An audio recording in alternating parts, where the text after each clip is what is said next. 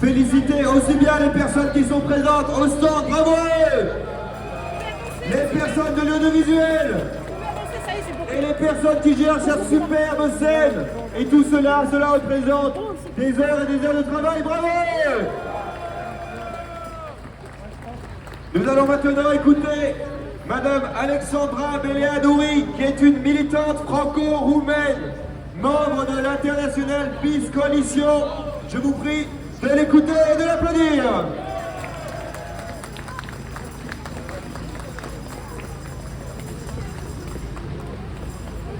Bonjour.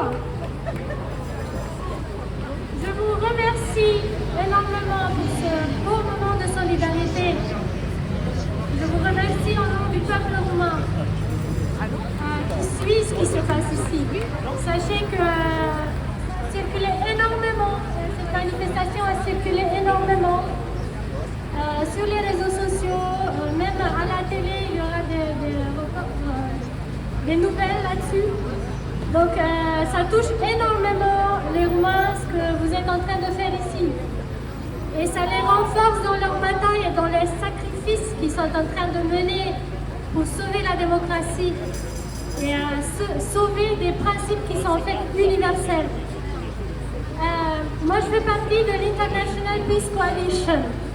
C'est une plateforme internationale qui se bat pour sauver la paix contre la mécanique de guerre. Nous nous réunissons tous les vendredis. Exactement, pour faire tout ce qu'on peut pour arrêter la mécanique infernale qui nous mène vers la guerre et qui est la menace sous laquelle on vit, la menace de guerre nucléaire. Alors, je ne représente pas directement le candidat Călin Georgescu, je ne fais pas partie de son équipe. Il s'agit du candidat qui a gagné le premier tour des élections en Roumanie.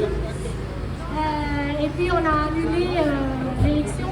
Mais je fais partie du processus historique.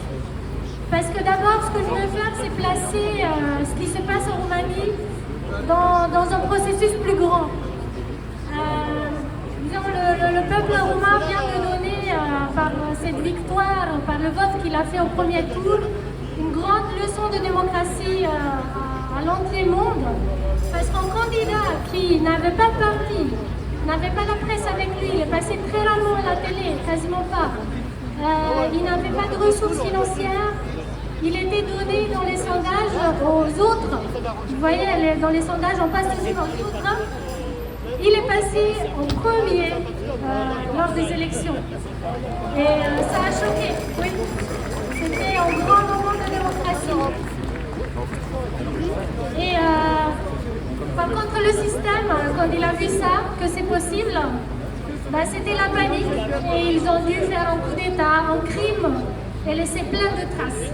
Je vais vous en parler. C'est pour ça que je suis venue là pour témoigner. Mais d'abord sur le processus historique. Donc, ce qui s'est passé en Roumanie, le vote, ça fait partie d'une vague généralisée en Europe. En fait. C'est une vague contre l'économie de guerre, contre l'économie d'austérité, contre l'économie de sacrifice que nous demandons. Et on a besoin d'un principe supérieur qui s'impose, un principe d'humanité, un principe supérieur de justice qui s'impose au-dessus de leurs règles, ordonnances injustes et folles. Et je veux juste rappeler que par exemple le pape François, il vient de faire appel au jubilé des dettes des pays pauvres. Et ça représente vraiment cette position, cette impulsion dont nous avons besoin pour sortir de la mécanique des choses dans laquelle nous sommes et amener un principe d'humanité en tout ça. Et ce principe supérieur a été à l'œuvre en Roumanie et il est à l'œuvre en Roumanie. Parce que comme je disais, il y a eu un miracle au premier tour, un candidat hors système est passé en premier. C'est jamais vu.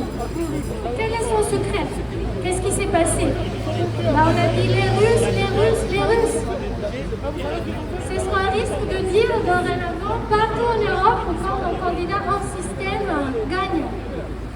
Eh ben, c'était pas les Russes, c'était pas des réseaux occultes. Je vais vous dire en secret, c'était le peuple roumain.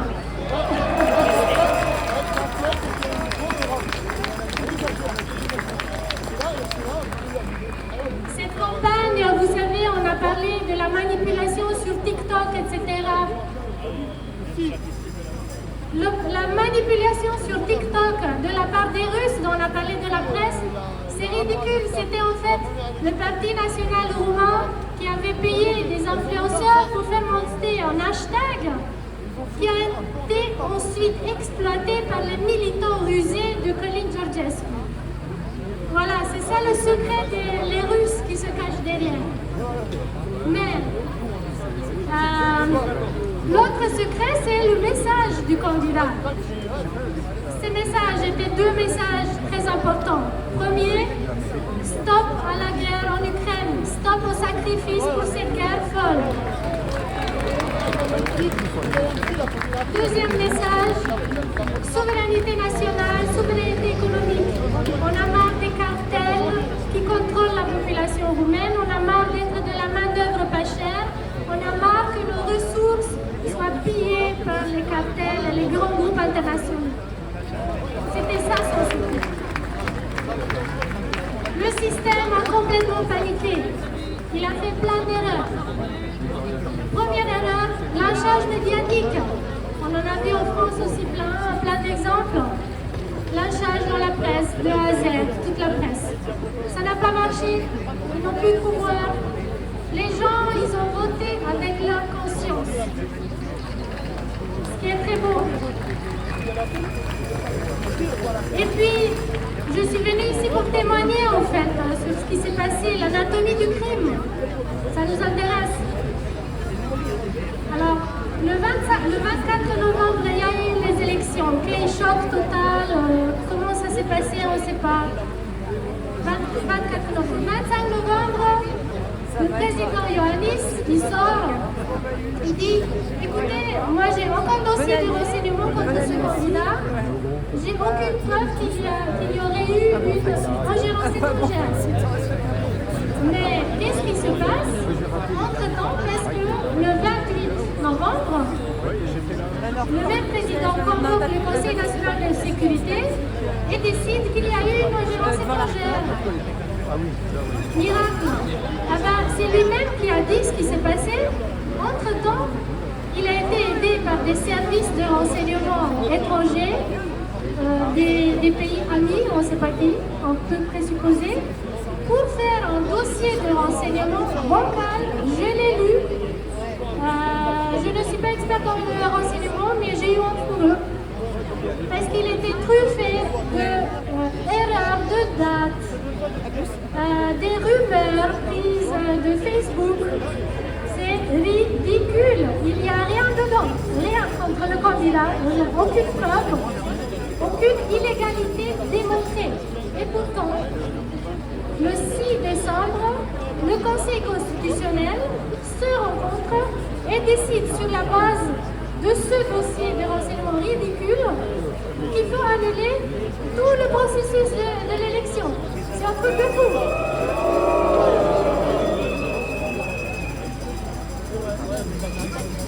Oui.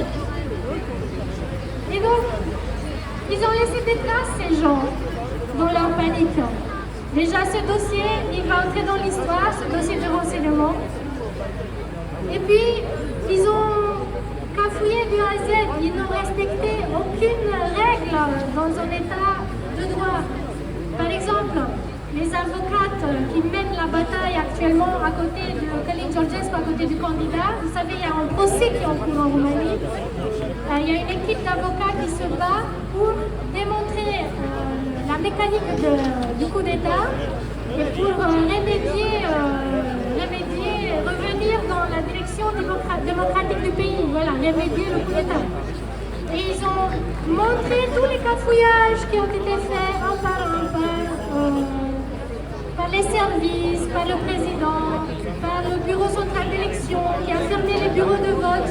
Donc nous, on venait voter à l'ambassade roumaine. On a voté vendredi jusqu'à midi et on plein processus de l'élection, on a fermé le bureau de vote, on a dû rentrer à la maison. Voilà. Et cette décision a été prise sur la base de communiqués de presse. Ce n'est même pas passé à travers le journal officiel, ce qui est la base dans un état de droit. Enfin bref, ils ont fait plein de cafouillages et le crime peut être exposé.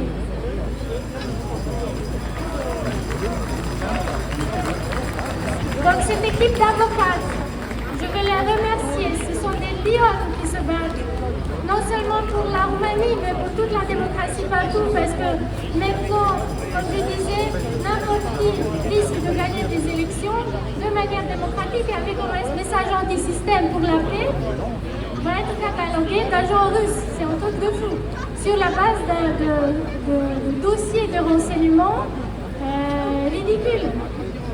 Donc, je veux remercier à ces avocates et puis dire que leur bataille continue. Il y aura des recours. Ils sont possibles. Et finir, et par cette idée, je vais finir. Je vais juste dire qu'on est fort. On est fort ensemble. Là, c'est un beau moment de solidarité internationale. On est ensemble plus fort.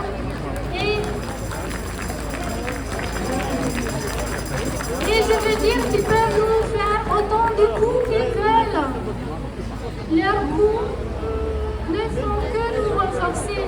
Parce que ce coup d'État qu'ils ont fait en Roumanie, on peut le transformer en une grenade conceptuelle très puissante. Et là, on va dans la figure ça. Donc, je vous remercie pour votre mobilisation. Continuons la bataille.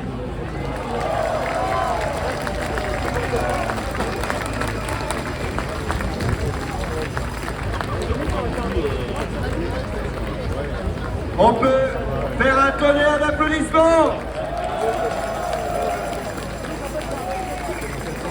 Nous allons maintenant écouter un jeune homme courageux qui